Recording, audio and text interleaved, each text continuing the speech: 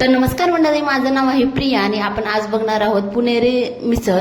ती कशी बनवायची त्याचीच रेसिपी मी आज तुमच्यासोबत शेअर करणार आहे. तर मिसळ ही सगळ्यांचीच आवडती असते, पण जर बाहेर खायची म्हटली तर एका प्लेटचे जेवढे पैसे होतात ना त्याच्यामध्ये 4-5 माणसं घरी जेवतील अशी घरीच जर आपण बनवली ना तर तयार होती बरं का तेवढ्या पैशामध्ये. तर इथं मस्तपैकी अशी जी पुणेरी मिसळ आहे ना एकदम त्याची सोपी रेसिपी मी तुमच्यासोबत शेअर करणार आहे. व्हिडिओ शेवटपर्यंत नक्की बघा आणि आवडल्यावर नक्की लाईक, शेअर आणि सबस्क्राईब करा. तर सगळ्यात अगोदर आपल्याला ही मोड आलेली मटकी घ्यायची आहे. त्याच्यासाठी मी काल दिवस म्हणजे रात्रभर भिजत ठेवली होती आणि एक दिवस त्याला बांधून ठेवली होती. तर छान असे त्याला मोड सुद्धा आले. त्याला धुवून घेतली आणि त्याच्यानंतर भरपूर अशा पाण्यामध्ये मटकी टाकायची आपल्याला. त्याच्यामध्ये चवीनुसार मीठ टाकायची आणि हळद सुद्धा टाकायची आणि ही 80% आपल्याला शिजवून घ्यायची मिसळ. 2 शिट्ट्यामध्ये एकदम छान अशी शिजती. याला कुकरमध्येच मी शिजवलं होतं, लवकर शिजते त्याच्यामुळं. आता इथे 2 शिट्ट्या होतात, तोपर्यंत आपण बाकीची तयारी सुद्धा करून घेऊया. त्याच्यासाठी मी इकडे आता कांदे, टोमॅटो, लसूण, कोथिंबीर, अजून खोबरं वगैरे घेतलेले आहे. त्याची सगळी तयारी आपण शिट्ट्या होत्या तोपर्यंत करून घेऊया.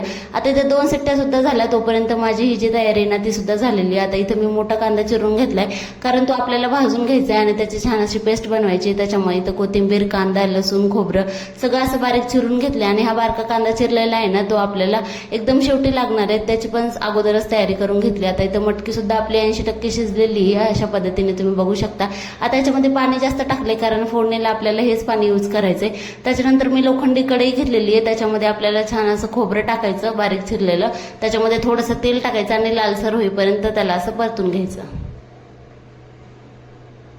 एवढं लाल झाल्यानंतर हे जे खोबरं आहे ना आपल्याला काढून घ्यायचं आणि ह्याच्यामध्ये लगेच जो मोठा कांदा चिरलेला आहे ना तो ह्याच्यामध्ये टाकायचा आणि ह्याच्यामध्ये सुद्धा थोडंसं तेल टाकायचं आणि लाल होईपर्यंत आपल्याला ह्याला सुद्धा छान असं तळू द्यायचंय.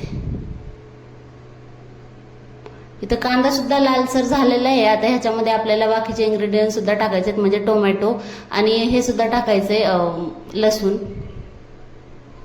टोमॅटो जर आपण ह्याच्यामध्ये असं हे करून घेतला ना त्याचा जो आंबटपणा असतो ना तो सगळा निघून जातो आणि भाजी आपल्याला अशी गुळचिट वगैरे लागत नाही, एकदम झणझणीत अशी भाजी होती. त्याच्यामुळे टोमॅटो सुद्धा आपल्याला ह्याच्यामध्ये थोडंसं भाजून घ्यायचं आहे.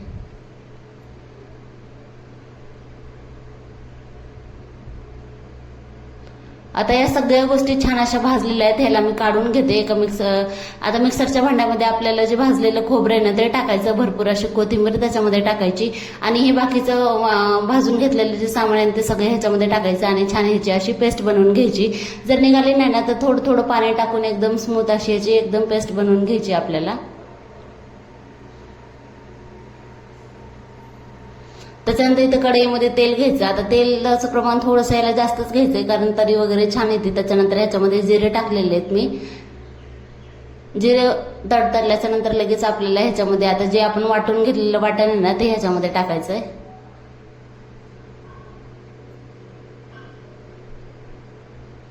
आता ह्याला भाजायला थोडासा वेळ लागतो, कारण आता तेलामध्ये अजून ह्याचं पूर्ण जे पाणी आहे ना आटेपर्यंत आणि त्याचं तेल सुटेपर्यंत आपल्याला ह्याला भाजायचंय. त्याच्यामध्ये बारीक चिरलेली कोथिंबीर सुद्धा टाकायची. लाल चटणी टाकलेली मध्ये 1 चमचा हळद टाकायचा. घरचा जो साठवणीचा मसाला असतो ना तो सुद्धा ह्याच्यामध्ये टाकायचा. 1 चमचा तो टाकलेला आहे मी. आता ही जी मिसळ आहे ना 4 माणसाला एकदम आरामात पुरेल एवढी मिसळ बनलेली आहे. आणि ह्याच्यामध्ये मिसळ मसाला सुद्धा आणला होता, तो अर्ध पॅकेट इथं ह्याच्यामध्ये वापरलेला आहे मी. नंतर मटकी शिजवून घेतलेलं जे पाणी आहे ना ते थोडं थोडं टाकायचं आणि मसाला सुद्धा छान असा शिजला पाहिजे. त्याच्यानंतर मसाल्याला मी तेल सोडायला चालू केलं ना त्याच्यानंतर शिजलेली मटकी सुद्धा ह्याच्यामध्ये टाकायचं आणि त्याच्यानंतर गरम पाणी करून घ्यायचंय आपल्याला बाकीचं हे करण्यासाठी. त्याच्यानंतर ह्याच्यामध्ये चवीनुसार मीठ सुद्धा टाकलेले.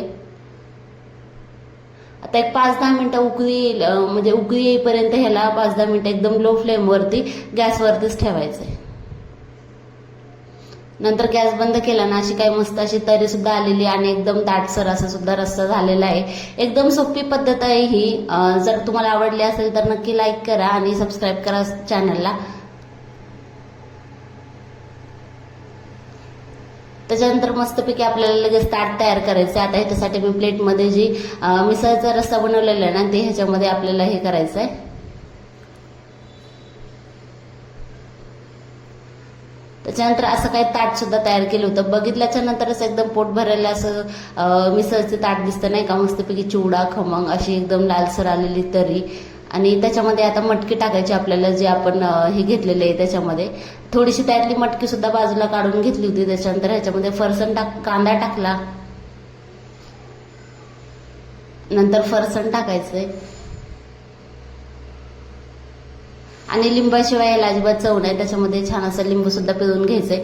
एकदम झणझणीत आणि मसालेदार आपली अशी मिसळ तयार आहे. तुम्ही सुद्धा घरच्या घरी एकदा नक्की ट्राय करा आणि आवडल्याच्या नंतर नक्की कमेंटमध्ये सुद्धा सांगा.